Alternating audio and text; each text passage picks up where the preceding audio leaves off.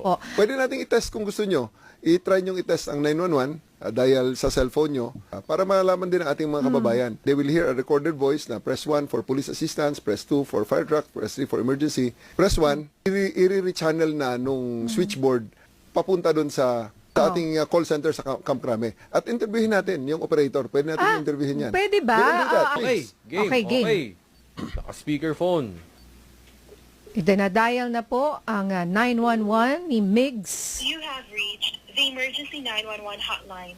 Press 1 for police assistance. Police assistance. Press 2 for fire department. Police assistance. Interview mo lang. Interview mo. Pwede mo interview yan. Tanungin mo, name and address niya kung nasaan siya. 911, good morning.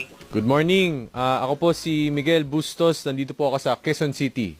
Ano po? Opo. Si Migs Bustos po ito, sir. Mula po sa DZMM. Ano po pangalan po ninyo, sir? Live po tayo ngayon. Patrolman Ronelo Hilot po, sir. Patrolman Hilot, sir.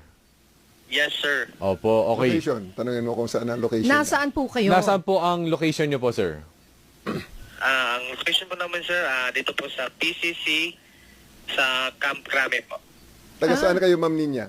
Dito lang po ako nakatira sa Saan? may... Sa probinsya. Quezon- Pinakamaganda. Para maganda probinsya. Saan ang Ilocos probinsya? Norte. Batak, Saan? Ilocos Batak. Norte. Paki-contact ng Batak Ilocos Norte Police Station. Kausapin natin ang Batak. duty. Batak Wow. po.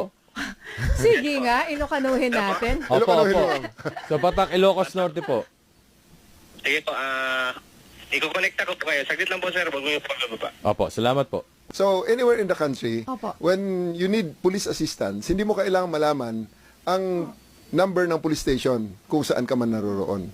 Just call 911 And then- the police will just send you a policeman there. Kailangan po ba na ako, sabihin po natin first person, what if kunwari tumawag sa akin ng relative ko na taga Batak, may nangyayaring krisis sa kanila? Pwede Pwede ikaw rin. tumawag para sa kanila. Yes, pwede. Oo. Kausap na natin ang Batak, Ilocos Norte. Yes, opo. Hello po, sir. Good morning po. Hello. Mix Busos po mula po sa DZMM. Good morning po. Nandito po tayo ngayon sa live po tayo sa ating programa. Sir, sino po ba ang kausap ko, sir, mula po sa Batak, Ilocos Norte? Sir, sa Ilocos Norte Provincial Tactical Operations Center po ito, sir.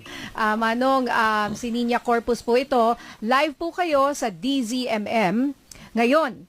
So, tinetest po namin yung 911. Mula po kami dito sa Quezon City. Kasama namin ngayon si General Torre. Sino po tong kausap ko uli? Anatnagan niyo, sir? Ma'am, duty Ilocos Norte Provincial Tactical Operations Center, ma'am. Siya na kayo. Corporal Dan Pambam. Well, pagka tumawag tayo, ganito kabilis yung response. Pag nagsabi ako na yung nangyayari ay nandito sa Batak, Lawag, Sarat, etc. Meron pong pupunta. Gaano kabilis? Yes, ma'am. Sa loob po ng 5 minuto, ma'am. Kami po ay darating kagad, ma'am. Ilan na po ang tumawag sa inyo sa 911? Yes, First. ma'am. Ngayong araw po, ma'am. Ito po yung una po na tawag ng 911, ma'am. Ayun. O ba? Okay. Ibig sabihin, walang nangangailangan ng tulong sa pulis sa mga oras na ito hanggang ngayong oras na to. So, maraming salamat. Agyaman na ka, Manong. Thank you. Manong. Salamat din po, ma'am. Okay. Ayan po, tinest po natin ng live yung paano po tayo tumawag sa ibang lugar sa Pilipinas kahit po nasaan kayo. So kahit po kayo ay nasa, kunyari, Batangas, may nangyari sa kamag-anak nyo sa Iloilo, ay pwede nyo pong tawagan ang 911. Tsaka ang maganda doon, tawag tayo ng 911, sabi natin kung merong krisis, sabi natin sa Batak, Ilocos Norte, sila ang magkoconnect para sa iyo. Yes. Wala akong ibang pinindot. 911, Police Assistance 1, ayun na po yun.